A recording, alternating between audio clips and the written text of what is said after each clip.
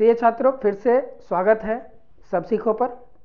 लेकिन आज की टॉपिक विज्ञान से अलग है। जीव विज्ञान पढ़ रहे थे हम, छात्रों के डिमांड पर मैथ्स के टॉपिक को शुरू किया है आज से। ये दोनों क्रमबद्ध तरीके से चलते रहेंगे। तो मैथ्स यानी कि गणित बहुत ही इम्पोर्टेंट टॉपिक है और इसके अंतर्गत यानी कि हम कक्षा 10 के मैथ्स को लेकर चलेंगे। कुछ छात्र जो अब 9वीं से 10वीं की ओर जाने वाले हैं, 10वीं के मैथ्स को समझना चाहते हैं, और निश्चित तौर पे जो बच्चे अभी 10वीं में हैं वो नए चैप्टर को यानी पहले चैप्टर को पढ़े होंगे, पर आशा करता हूँ कि फिर भी कुछ नया सीखने को उन्हें ज़रूर मिलेगा। तो हम शुरुआत करेंगे पहले चैप्टर से, जो कि है संख्या पद्धति, नंबर सिस्टम। आपने पढ़ा होगा 10वीं वाले, और जो नहीं पढ़े हैं अब ध्यानपूर्वक सीखें, क्योंकि एकदम बारीकी के साथ कॉन्सेप्ट को, अत्यंत बारीकी के साथ कॉन्सेप्ट को क्लियर किया जाएगा यहाँ पे। तो नंबर सिस्टम, जिसे हम संख्या पद्धति कहते हैं, इसके अंतर्गत 3 चीज़ों को अच्छी तरह से समझना आवश्यक है कि संख्या जो है या तो वो परिमेय संख्या है यानी कि रैशनल नंबर, या फिर अपरिमेय संख्या है।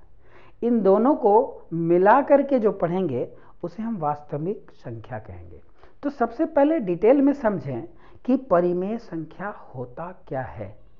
तो आपने पढ़ा होगा कि परिमेय संख्या गिनती की संख्याओं को कहते हैं, चाहे वो प्लस में हो या फिर वो माइनस में हो, अलॉन्ग विथ जीरो, यानी जीरो के साथ साथ। तो क्या ये संख्याएं ही परिमेय संख्या कहलाएंगी? तो जी हाँ, मैं इसके कॉन्सेप्ट को धीरे धीरे क्लियर करना चाहता हूँ। अब आप बोर्ड पे देखें, अगर मैं यहाँ 0 लिखता हूँ तो क्या ये परिमेय संख्या है? बिल्कुल है।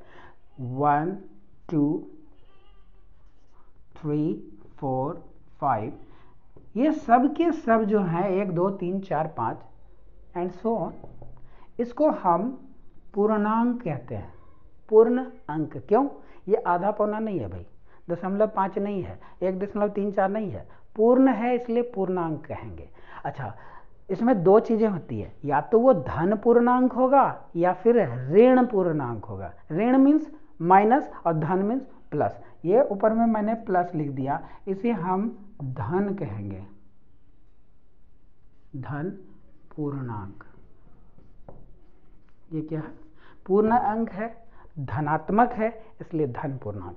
यहीं अगर माइनस में चले हम, -1 -2 -3 एंड सो ऑन एटसेट्रा, तो ये चीज़ें ऋण हो गई, माइनस हो गई, इसलिए हम इसे ऋणात्मक पूर्णांक कहेंगे। है तो ये भी पूर्णांक, -1 एक पूर्ण अंक है, यानी कि पूरा का पूरा है, आधा पौना नहीं है।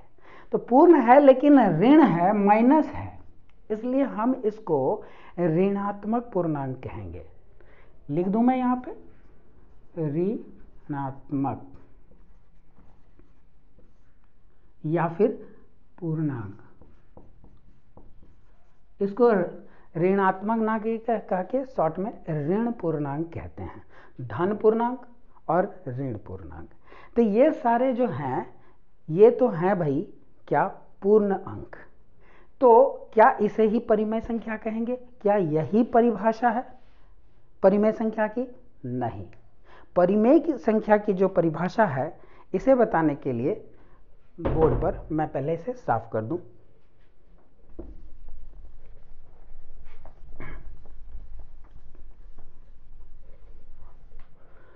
अब परिमेय संख्या की, एक सेकेंड, परिमेय संख्या की परिभाषा आपके बोर्ड पर इस प्रकार से है। क्या है कि परिमेय संख्या ऐसी संख्या है जो P/Q के फॉर्म में रहता है। किस फॉर्म में? P/Q के फॉर्म में। P/Q हम ऐसे भी लिखेंगे, P/Q, P/Q के फॉर्म में, यानी ये बट्टा है। इंग्लिश में बाय बोलते हैं, P/Q, हिंदी में P/Q।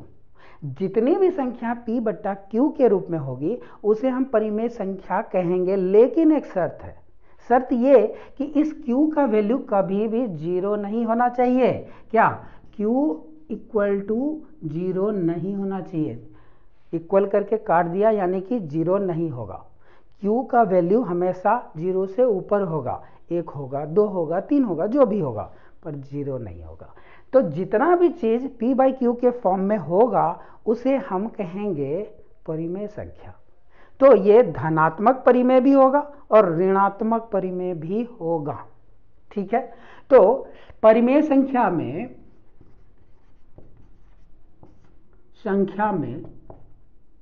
उदाहरण हम देख लें। तो परिमेय संख्या का उदाहरण हम कह सकते हैं 1/2, 3/4, 2/3 एटसेट्रा। तो क्या -2/4 भी होगा, -2/5 भी होगा? होगा भाई, क्योंकि ये पूर्ण अंक है, भले ऋणात्मक है। तो अंक पूर्ण होना चाहिए, रूट फूट वाला चीज यहां नहीं चलेगा, पूर्ण होना चाहिए, तब वो कहलाएगा क्या, परिमेय संख्या। p/q में है।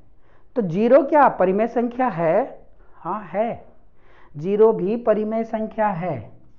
अब एक बात बता दूं कि नीचे वाला जो है 0 नहीं होना चाहिए। क्यों? p तो हो ही सकता ऊपर में। तो क्या 2 भी परिमेय संख्या है? हाँ है। तो ये तो बट्टा वाला रूप में है नहीं, p/q बताइए आप, खाली p झलक रहा है, q कहाँ है? अरे भाई नीचे तो किसी के भी नीचे 1 होता ही है, बट्टा 1 हम अपने मन लिख देंगे, है कि नहीं? 3/1 होता ही नहीं, क्योंकि 3 को 1 से भाग देंगे तो 3 ही होगा, 3/1 लिख सकते हैं कि नहीं? तो ये हुआ आपका परिमेय संख्या। उम्मीद करता हूं ये आप पूरी तरीके से समझ गए कि परिमेय संख्या कहते किसको है। अब एक बात और आपको बताऊं, इसमें परिमेय संख्या में उसका दशमलव प्रसार अगर करें, हर परिमेय संख्या को हम भाग देंगे ना, सपोज करिए कि यही वाला है 3/4 है, 3/4 को अगर हम दशमलव करें, मतलब भाग दें 4 से, तो क्या होगा? चलिए भाग दे के देखते हैं कितने बार में खाएगा। एक बार में तो खाने से रहा, यानी कि हम पॉइंट देंगे तो ये 30 हो जाएगा। तो 4 सत्ते 28 हो गया। वाह, बचा फिर से 2 यानी कि 20 पॉइंट दे चुके हैं। 20 हुआ तो 4 चौके 16 हो गया। अब 16 के बाद में फिर क्या बच गया? 4 यानी 40। अब 4 धन के 40 यानी 4 एकम 4। ये वाली अंक यानी कि पूरी की पूरी कट गई, कोई शेष नहीं बची। तो ये जो है शांत दशमलव कहलाएगा। इसे हम कहेंगे शांत दशमलव, क्योंकि भाई आगे बढ़िए नहीं रहा, दशमलव अब शांत पड़ गया है, इसलिए इसको हम शांत दशमलव कहते हैं। और शांत दशमलव को इंग्लिश में हम टर्मिनेटिंग डेसिमल कहेंगे। इसको हम क्या कहेंगे? शांत दशमलव। याद कीजिए, शांत दशमलव।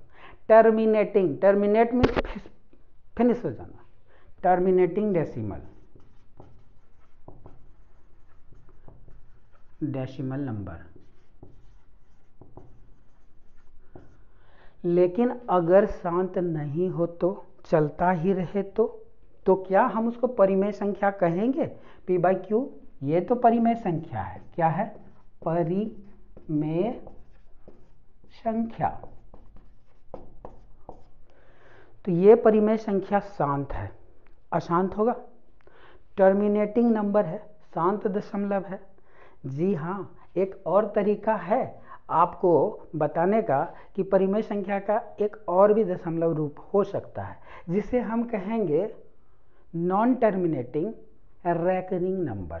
या तो संख्या शांत होगा या अशांत होगा, अशांत भी हो सकता है। एग्जाम्पल दे रहा हूं, जैसे 123 को लीजिए, जैसे आप एक संख्या लें 11/3, 11/3, तो इसे डिवाइड करके देखते हैं, आपको कुछ फर्क दिखाई पड़ेगा। 3 तिया 9,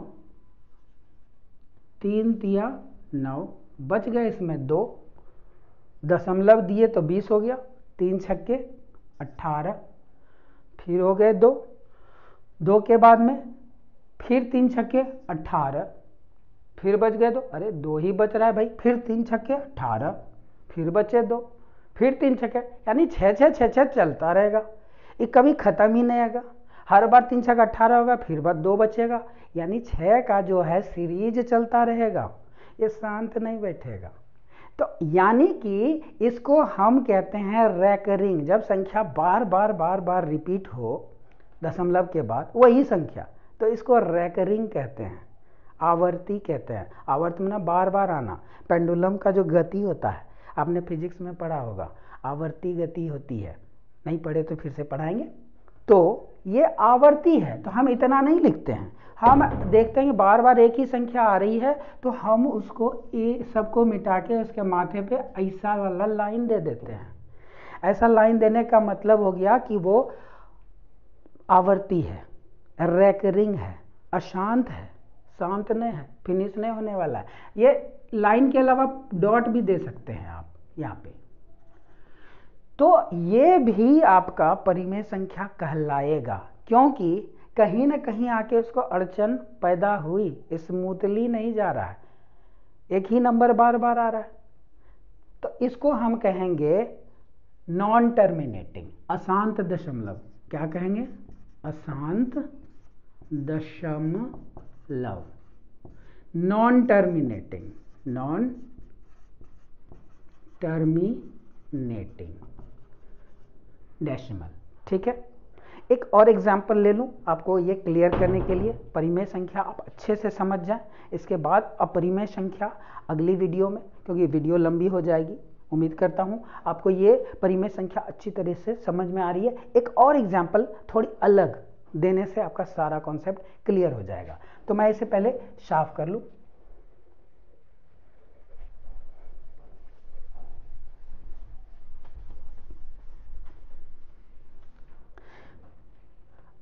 अब एक एग्जाम्पल है थोड़ा हटके, आप देखेंगे अगर आप 1/7 को डिवाइड करते हैं, 1/7 को आप खुद भी कर सकते हैं, थोड़ा थोड़ा बड़ा होता है, चाहे तो आप कैलकुलेटर पे भी कर सकते हैं, कॉपी में भी कर लीजिए, बहुत बड़ा नहीं होगा। तो आप पाएंगे कि पहले तो भाई हमको डेसिमल ही देना होगा, क्योंकि ऊपर वाला न्यूमरेटर यानी ऊपर वाला जो है नीचे वाले से छोटा है। ठीक है, तो पॉइंट देने से ये 10 हो गया। अब 7 एकम 7, बचा कितना? 3, फिर 7 चौके 28, बचा कितना? 2, 28 2 30, अब 2 बचा तो यानी 20 हो गया। तो 7 दूना 14, बचा कितना? 6 यानी 60, 7 8 56, 56 4 60 यानी 4 बच गया। अब फिर से अब 4 है तो 7 छक्के भी है, 7 बचे 35, फिर 5 बच गया 50, 7 सत्ते 49, 49 के बाद में 1 बचा यानी फिर 10। अब यहाँ पे फिर से नाटक चालू हुआ, अब बचा 1। ठीक है, फिर यहीं से शुरू हुआ, अब फिर ये नाटक यहीं तक जाएगा। फिर 1 के बाद आएगा 4, 4 के बाद 2, 2 के बाद 8, 8 के बाद 5, 5 के बाद 7, इसी प्रकार से ये बढ़ता चला जाएगा, खत्म नहीं होगा। ये नाटक जो है यहाँ पे रेकरिंग हुआ और यहाँ पे फिनिश हुआ। अब 1 आ गया ना, अब 1 के बाद में समझ लीजिए, इसी को मैं यहाँ पे कर देता हूँ, क्या आएगा? फिर से 1 4 2 8 5 7, फिर से आएगा क्या? 1 4 2 8 5 7, यानी कि ये आवर्ती बार बार आएगा। हालांकि इसमें अड़चन है, अशांत नहीं है पूरी तरीके से, कहीं ना कहीं अड़चन है, पर फिर भी अशांत तो है, खत्म नहीं हो रहा है। तो ये क्या है? Non terminating decimal number. तो परिमेय संख्या जो है, अब लास्ट में रिकेप कर लूँ कि जितने भी माइनस वाले ऋणात्मक धन संख्या हैं, धन पूर्णांक हैं, जैसे -2 -3, वो सभी क्या हैं? वो सभी परिमेय संख्या है। 0 भी है एक परिमेय संख्या। जितने भी धन पूर्णांक हैं, पूर्ण अंक, आधा पौना नहीं, 1 2 3 4 5 इत्यादि, ये सभी के सभी क्या है? ये सभी परिमेय संख्या है। और एक बात और कि जितनी परिमेय संख्या है सब p/q के फॉर्म में होगा। 2 3 4 को भी बटा 1 करके हम p/q फॉर्म समझते हैं। और दूसरी बात हम क्या समझे कि जो बटा वाला भी फॉर्म करते हैं, जैसे 2/3, तो ये या तो शांत होगा या अशांत होगा। ठीक है, अगर वो शांत है तब तो पूरा का पूरा परिमेय संख्या है, लेकिन अशांत होते हुए आवर्ती है तो फिर वो परिमेय संख्या है। लेकिन अगर क्या हो कि कभी खत्म ही ना हो, जैसे पाई का वैल्यू अगर आप पकड़ लेंगे ना, पाई का वैल्यू तो 3.141 डॉट डॉट डॉट डॉट, ये बदलते रहेगा, कोई भी एक वापस से आवर्ती में नहीं आएगा। ऐसा नहीं होगा कि आगे चल के फिर 141 आएगा, कभी 2, कभी 5, कभी 7, जाते जाएगा जाते जाएगा। यानी कि पूरी तरह से अशांत है। ये है नॉन टर्मिनेटिंग रैकरिंग नंबर, और ये वाला जो है सीधा नॉन टर्मिनेटिंग है, रैकरिंग फैकरिंग नहीं है, दोबारा रिपीट नहीं होगा। तो ये वाला जो सिस्टम है पाई वाला, ये पाई हम लोग पढ़ेंगे अपरिमेय में। अपरिमेय आपकी अगली कक्षा होगी, उसमें आप अच्छे से इसको समझ जाएंगे। अभी उम्मीद करता हूँ परिमेय संख्या को आपने अच्छी तरीके से समझ लिया है। अगर वीडियो समझ में नहीं आई हो तो दोबारा इसे देखें, और अगर वीडियो अच्छा लगा तो लाइक करके यस सर ज़रूर करें। और दूसरी बात कि इसे सब्सक्राइब नहीं किया तो सब्सक्राइब करें, दोस्तों में ज़रूर शेयर करें। आपका चैनल है, ग्रो करने की कंडीशन में है, आपके सपोर्ट से ही ये ग्रो करेगा। तो उम्मीद करता हूँ आपने सब्सक्राइब किया, दोस्तों को भी कहेंगे लाइक भी कर दें। मिलते हैं अगले वीडियो में, तब तक के लिए बाय बाय।